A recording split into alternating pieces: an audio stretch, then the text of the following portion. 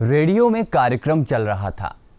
मिस्री है मीठ लागी, कार्तिक की मौज है तू, पूसे की पालनी जैसी हो खड़ियोनी, कुछ है तू। मिसिर है मीठ लागी, मिसिर है और मीठ लागी कि कार्तिक की मौज है तू। कार्तिक को मेहनो शहद, मिसिर है मीठ लागी, अरे कार्तिक की मौज है तू, पूछे पालनी जैसी वो खड़ूनी। मेरे साथ रेडियो जॉकी मोहन कार्की जी थे। उनसे मैंने एक सवाल पूछा, सर ये रचना किसकी है? उन्होंने बताया ये व्यक्ति बने ही कुमाऊनी भाषा के लिए थे। ना कभी स्कूल गए, ना ही पढ़ाई की, लेकिन जब कविता सुनाते थे तो बड़े बड़े कवि नतमस्तक हो जाया करते। इनके देहांत के कुछ ही महीने पूर्व हुई मुलाकात में मैंने जब उनसे पूछा कि आपकी ज़िंदगी कैसी चल रही है, तो उन्होंने जवाब दिया कि गुच्ची खेलने बचपन बीतो अलमाड़ गो माल में, गुच्ची खेलने बचपन बीतो अलमाड़ गो माल में, बुढ़ापा हल्द्वानी कटो जवानी नैनताल में, अब शरीर पंचर रखो महाराज चिमड़ पड़ गए गाल में, शिरदा सवा शेर सी फंस गो बड़बो जाल में। शिरदा सवा शेर छी फंस गो बड़ुअक जाल में। संपूर्ण जीवन को दर्शाती ये चार पंक्तियां बताती थी कि ये जीवन कितना रोचक और साहित्यिक रहा होगा। शेर सिंह बिष्ट यानी शेरदान पर प्रेम स्वागत बुढ़िया का होगा तो मिली नाम धरो, उसका नाम रखा कुछ है तू, कौन हो तू। मुझे इतना प्रेम हो रहा, ऐसा मैं दृश्य देख रहा हूँ सामने। तो आंखें इस बुढ़ापे में 80-90 साल के इस उम्र में तुम इस तरह से मुझे देख रहे, मैं तुम पे इतना वो हो रहा हूँ, आखिर बात क्या है और तुम हो कौन? कुछ है तू, भूरू भूरू जाओ जैसी जाने रहते बयान। जोशी जी आप बहुत दिन के बाद सुनिए, भूरू भूरू जाओ जैसी, भूरू भूरू जाओ और जाने रहते बयान।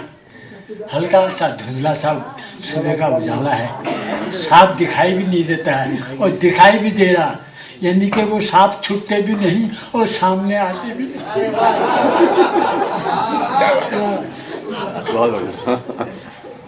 भूरू भूरू जाओ जैसी जानी रहते बयान और भेकुए शिकड़ी का उड़ी जे निशान।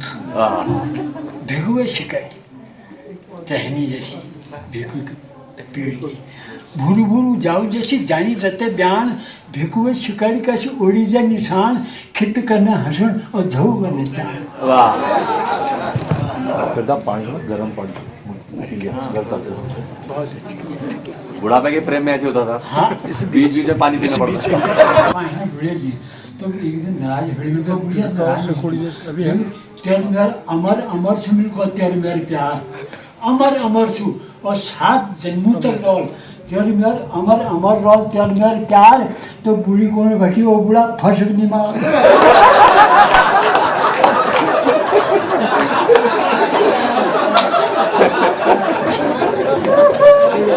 13 अक्टूबर 1933 को अल्मोड़ा के निकटतम माल गांव में जन्मे शेरदा की पारिवारिक स्थिति बहुत कमजोर थी।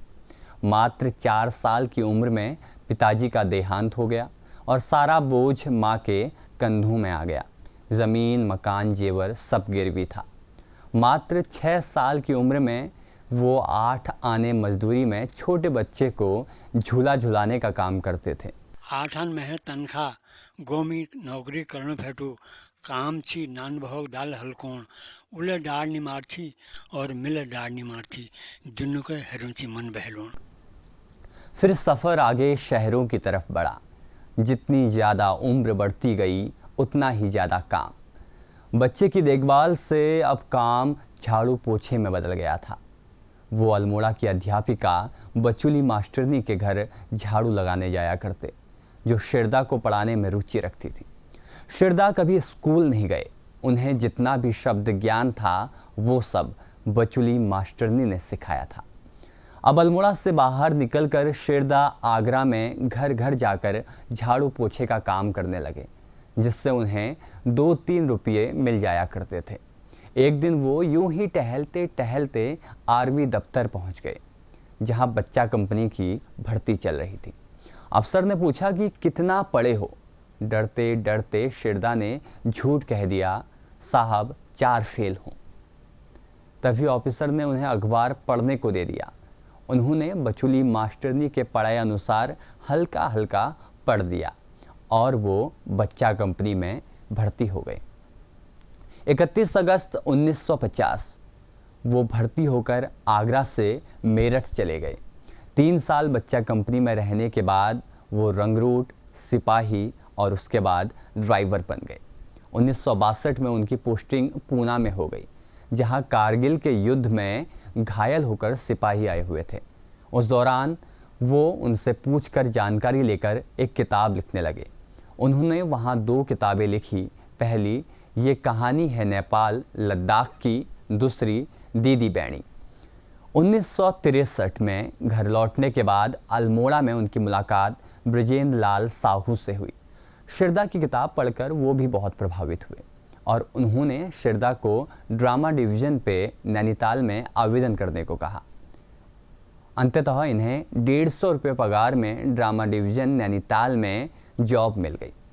इस तरह शिरदा ने अब अपनी कुमाऊनी भाषा शैली के जरिए अच्छी पहचान बना ली थी। ओ परुआ बोजू आंगड़ी के लाछायो, ओ परुआ बोजू चपल के लाछायस, ओ परुआ बोजू चपल के लाछायस, चट चटानी होने चपल के लाछायस, चट चटानी होने चपल के लाछायस।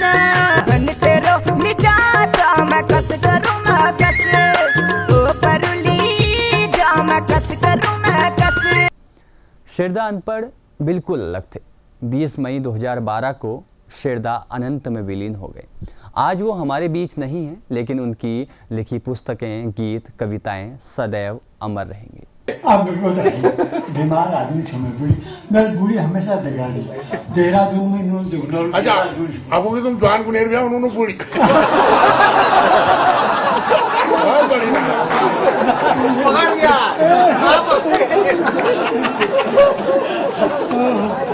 ये घर का देती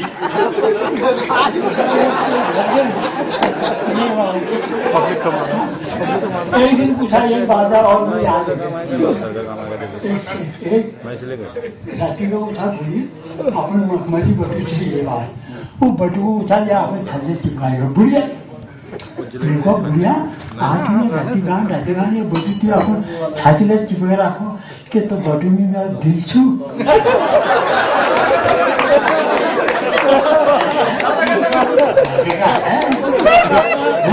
इनका तो बटू है इनका बटू छात तो मखमली बटू में फिर छातीला चिपके रखो तो बटू में मेरा दिल छो बुढ़ी कौन खाती बुढ़ी तुम्हारे खाने ये भी तो बिजली की बिल छो